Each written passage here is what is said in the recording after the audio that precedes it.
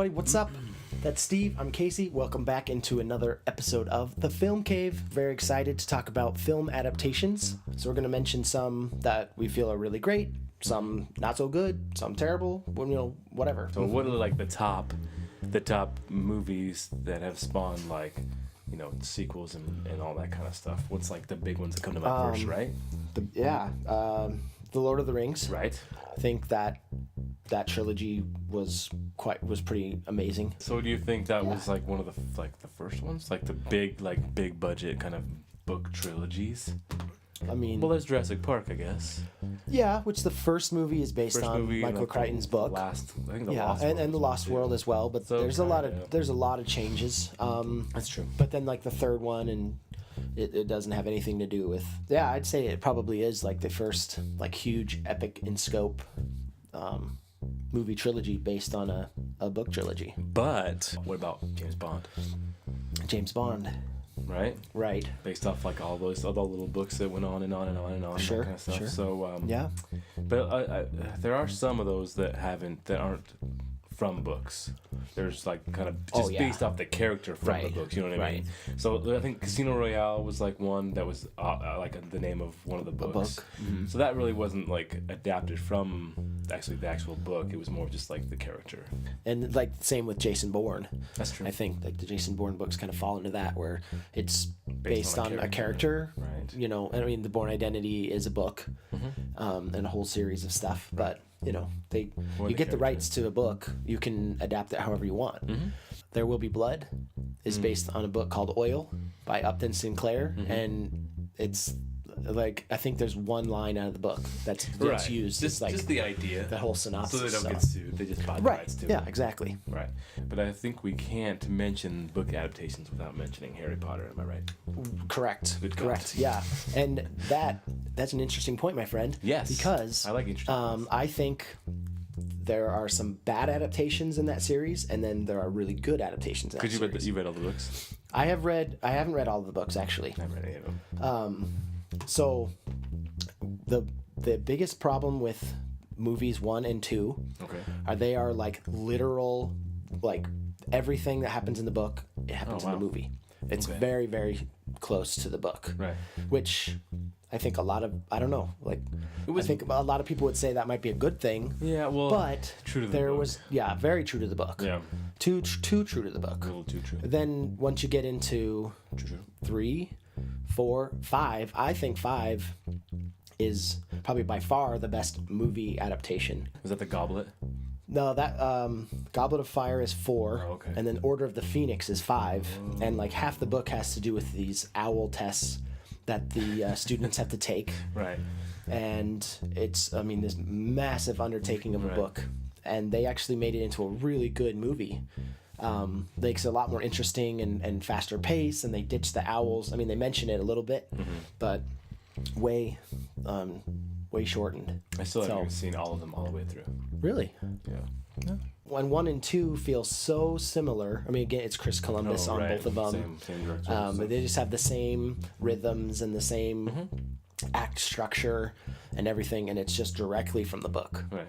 And then once they get a little bit darker with 3, and Alfonso Cuarón came on to direct 3, Prisoner of Azkaban. That was a good one. Yeah, I think that one is actually my favorite movie. Really? I like Goblet of Fire. The Goblet of Fire, like the book was incredible. That's my favorite book of the series. I don't know, the movie left me feeling like I wanted more. Okay. But yeah, so the Harry Potter, definitely important to talk about book adaptations. Extremely popular. Right. I mean, we now we see all these book series that they're trying to get the Harry Potter magic. I think the Hunger Games was like probably the next popular. The first 2 were the most interesting, and the second 2 that they broke up into 2 movies were super boring, I thought. It should have just been one movie. Right. I think it could have easily been one movie. Parts of both of them and absolutely made one movie. Yeah. Absolutely. Spacing it out was a terrible idea. I think it'd be cool to see like a 3-hour Hunger Games movie to conclude the whole thing. It would have been fine. I think there was just a lot of nothing in the third one, or the first part of the Mockingjay. Part 1 is just a bunch of lead up. I liked the second part because it was just all of the that was all of the action that the first part was leading up to. Right. So it could have been condensed. I think so. Into one. Should have been condensed into one longer movie. Was that one of the first books that was being adapted, and then it like kicked off all these other ones, or was it Harry Potter? Harry Potter was like the first. I mean, because then they had like the Aragon series. They made one movie, and then like that didn't go well. Yeah, they've tried Aragon. They've tried the Spiderwick Chronicles. They've tried Ender's Game. They've done all sorts of series. Mortal Instruments, the first book of that did not work out. Chronicles of Narnia. Yeah, Chronicles of Narnia. That was the first one. I thought was okay. It did its job, but then they made two more, and I think they just. I mean, I've actually seen the third one, and it was. It wasn't very good. We just rewatched The Lion, the Witch, and the Wardrobe for Christmas this past year. Yeah, the first one I thought was pretty good. Yeah, it's okay. Right. I don't know. It seems dated already, which they're actually going to redo that series again and start with the Silver Chair, I think, which is the first book in the series. Mm-hmm. So that's a very popular book genre, the young adult fiction, to adapt into the next big Harry Potter. Percy Jackson. Mm-hmm. They made a couple movies out of that very popular book series, and they've only done 2 movies that have done okay. I think I've seen parts of the first one. I saw the second one, and it was meh. Yeah. At best. No. One book that's actually phenomenally adapted is The Perks of Being a Wallflower.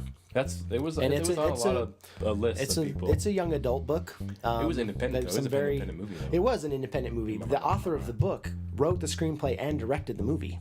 So it's actually a very faithful adaptation that works. Well, that brings me up another point as to all the movies that have been adapted from the book that the writer of the book wrote the screenplay. Mm-hmm. So I'm not sure how far back it goes, but more recently, like the Gone Girl. Okay, so Gone Girl was one that she wrote the book and then she wrote the screenplay. Right. And then most recently, Emma Donoghue was nominated for Room for adapting her own novel. I think it's becoming a more popular thing. I like it. I like the idea too. of them adapting it into a screenplay, with them the one who has the idea in their head of what it's supposed to, what they want to look like, or what they want it to look like. So I think that's a great idea. It should happen a lot more often. Yeah. Sticking to this year, another wonderful adaptation was The Big Short. Oh yeah, you read that just recently. Yeah, I just read that in January, and Michael Lewis, he also wrote Moneyball, another fantastic adaptation of into a movie that you would think, how are you going to make this into a movie? It's all numbers about baseball. Right. It's all numbers about Wall Street and in The Big Short. So, they made that into a very fun and like down to earth, easy to understand type of movie. Do you have some that are like your least favorite, like some of the worst ones? Because a couple that come to mind that people, not necessarily me, because I liked a couple of these, were like Hitchhiker's Guide to the Galaxy. That was like hyped up a lot. Yeah. Like everybody was excited to go see it, and then it kind of fell short, and people didn't really like it, and it wasn't really true to the book because the book's huge. Yeah, and it's several books. Right. It's several books long. It's a series. But I liked that. That was funny. I watched it as like just a movie by itself, not necessarily. Like it's been out for 10 years. Right. Going on 11 years. I think I watched it last year sometime, and I still thought it was funny. The Hobbit. Right. That's what The Hobbit was probably I haven't read a lot of these books that were adapted into movies, so maybe I'll be able to come up with a couple more that I didn't like. Right. But The Hobbit was really bad. Yeah. Really disappointing. Just as a movie. Yeah. Yeah, just as a movie, like had, I don't know, with Guillermo del Toro attached as a 2-parter and like his vision, I was really stoked for that. And then he dropped out, and it just kept lingering. And then Peter Jackson sort of like half-heartedly came aboard, and I have to do this, and it's not going to happen. The problem is that like people were expecting Lord of the Rings type caliber, and it wasn't going to get that. Right. And it's the smallest book in the whole, the Lord of the Rings book series, and they made it into 3 movies. You could tell that it was like there was lots of time of nothingness happening in the movies. But like a lot of them are books or even like short stories that they adapted. Like Die Hard. Die Hard was adapted from like a book. Oh. And I had no idea. And then also I wanted to bring up too is that who do you think is like the king, so to speak, of movie adapted books? Stephen King. Right? He has like, I read it, and he King. has over 50 books of his that has been adapted into a movie. Yeah. Ranging from like dramatic to like horror to, you know what I mean? Like just such a wide range of movies. Tons Back from like in like the 60s or 70s. Right. Well, you could, I mean, today, short stories like The Body, which was turned into Stand By Me, and Shawshank Redemption. I had no idea Shawshank Redemption was Green Stephen Mile. King. Yeah, or Green Mile was Stephen King. I had no idea. He directed a movie. It was the one. It was what was the one where all the vehicles come alive? Maximum Overdrive. Overdrive. There you go. So he directed that. Okay. So what's your like? You've read some of your favorite ones. So my favorite one that I actually read the book early on was Fight Club.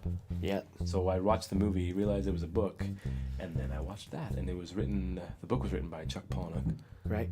Is that how you say his last name? Yeah. Palahniuk. Palahniuk.